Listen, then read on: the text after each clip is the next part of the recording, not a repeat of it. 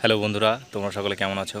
আশা করি ভালোই আছো। আমি প্রসেনজিৎ, তোমাদের সকলকে আমার ইউটিউব চ্যানেল কেবি প্রসেনজিৎ সরকার ভ্লগসে স্বাগত জানাই। আজকের ভিডিওটা হচ্ছে মূলত যে টপিকটা নিয়ে তোমাদের যে অনেকের ডাউট আছে যে কেবি পরীক্ষা কবে হতে চলেছে বা কবে হবে, আর কি কি কারণে 99% ছেলেমেয়েরা পুলিশের যে পরীক্ষা তাতে ফেল করে, আর যে রিজার্ভেশন পলিসি নিয়ে যে কোর্ট কেসটা হয়েছে সেই কোর্ট কেসের আপডেট আর বিভিন্ন ইনফরমেশান আমি এই ভিডিওর মাধ্যমে তোমাদের সামনে তুলে ধরতে চাই। তো তোমরা ভিডিওটি সম্পূর্ণ লাস্ট অবধি দেখবে। তো এই ইনফরমেশানটা আমি তোমাদের খাতার মাধ্যমে দেখাতে চাই যে কি কি তোমাদের করণীয় রয়েছে। চলো দেখে নেওয়া যাক।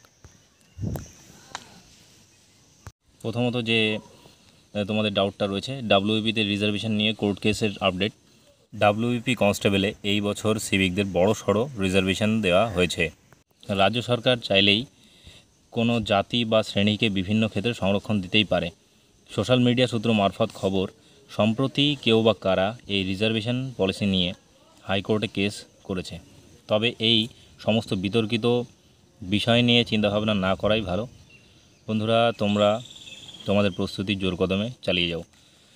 নেক্সট টপিক, কী ভুলের জন্য প্রতি বছর 99% ছেলেমেয়েরা পুলিশের যে পরীক্ষা হয় তাতে ফেল করে। 1 নম্বর রিজন, দিন দিন কিন্তু জনসংখ্যাও বাড়ছে আর পুলিশ পরীক্ষার প্রতিযোগিতা ক্রমশই বেড়ে চলেছে। দ্বিতীয়, ভয়ঙ্কর প্রতিযোগিতার জন্য কাট অফ এর গ্রাফ ঊর্ধ্বমুখী হচ্ছে। কেপি কনস্টেবল পরীক্ষাতেও কাট অফ কিন্তু বেশি যাবে। তৃতীয়ত, কিন্তু ভয় পেলে চলবে না, সঠিকভাবে আগে থেকেই প্রস্তুতি নিলেই তোমরা সহজেই পরীক্ষায় পাশ করতে পারবে। আগে পরীক্ষার তারিখ অফিসিয়ালভাবে প্রকাশিত হোক,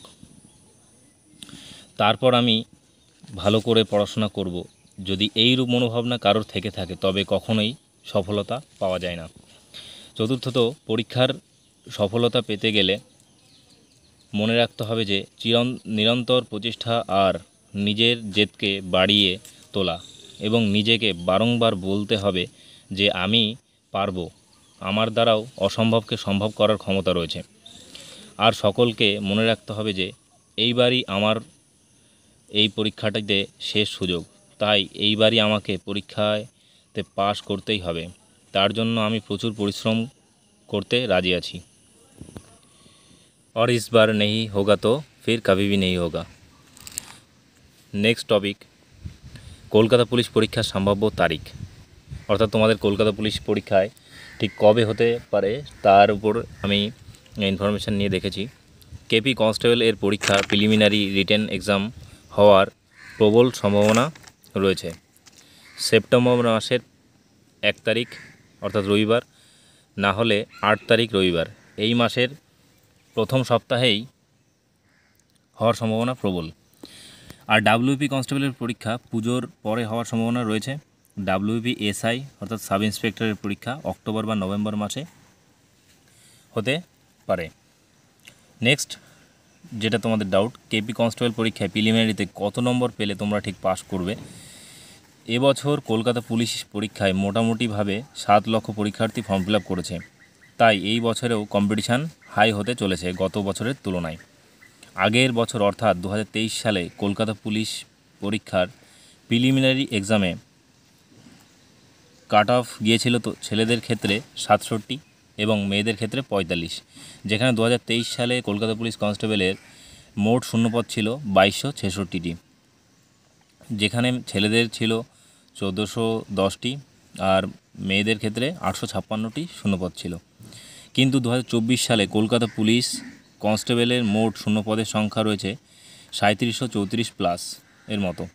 ভ্যাকান্সি বেশি থাকলেও এটা তোমাদেরকে দেখতে হবে যে 2023 সালে টোটাল ফর্ম ফিল আপ করেছিল 3 থেকে 4 লক্ষ পরীক্ষার্থী, কিন্তু এইবার 2024-এর ফর্ম ফিল আপ করেছে প্রায় 7 লক্ষেরও বেশি, তাই কম্পিটিশানটা 2022-23-এর তুলনায় আরও অনেক বেশি, তাই কাট অফটাও বাড়তে পারে গতবারের তুলনায়। আমার মতে মোটামুটিভাবে জেনারেলদের ক্ষেত্রে ছেলেদের যে কাট অফটা যেতে পারে 70 এর আশেপাশে, আর মেয়েদের ক্ষেত্রে 60-এর আশেপাশে, কারণ মেয়েদের ভ্যাকান্সিটা গতবারের তুলনায় অনেকই কম। তাই কাট অফ প্রেডিকশানটা যেটা আমি করলাম এই নাম্বারটা পেলে তোমরা সেফ জোনে থাকবে। সবশেষে একটাই কথা আমার বলার, যে তোমাদের নিজেদের প্রত্যেকের লক্ষ্য থাকবে যে একটা সিট শুধু তোমার জন্য। চাকরিটা তোমার লড়াই করেই ছিনিয়ে নিতেই হবে। কেউ এমনি এমনি চাকরি পায় না। চাকরি পাওয়ার পেছনে রয়েছে অনেক লাগাতার মেহনত, অর্থাৎ না জানা না দেখা সংঘর্ষের কাহিনী।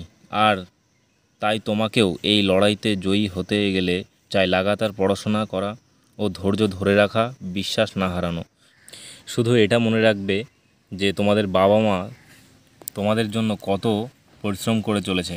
তারা এখন আর তোমাদের বেকারত্বের কষ্টটাকে মেনে নিতে পারছে না। তাই নিজেদের ও বাবা মায়ের কথা মাথায় রেখে তোমাদের প্রত্যেকের লক্ষ্য পূরণের উদ্দেশ্যে আরও বেশি বেশি করে পড়াশোনা শুরু করো, যাতে তোমরা অন্যদের থেকে অনেক বেশি এগিয়ে থাকো। সবশেষে বন্ধুরা, তোমাদেরকে এটাই জানাবো যে তোমরা অনেক পরিশ্রম করো, বেশি বেশি করে পড়ো। তার সাথে ফিজিক্যালি স্ট্রং থাকার জন্য রেগুলার বেসিসে তোমরা মর্নিংয়ে মাঠে যাও, মাঠ প্র্যাকটিস করো, রানিং করো, ফিজিক্যাল এক্সারসাইজ করো শরীরকে সুস্থ রাখার জন্য।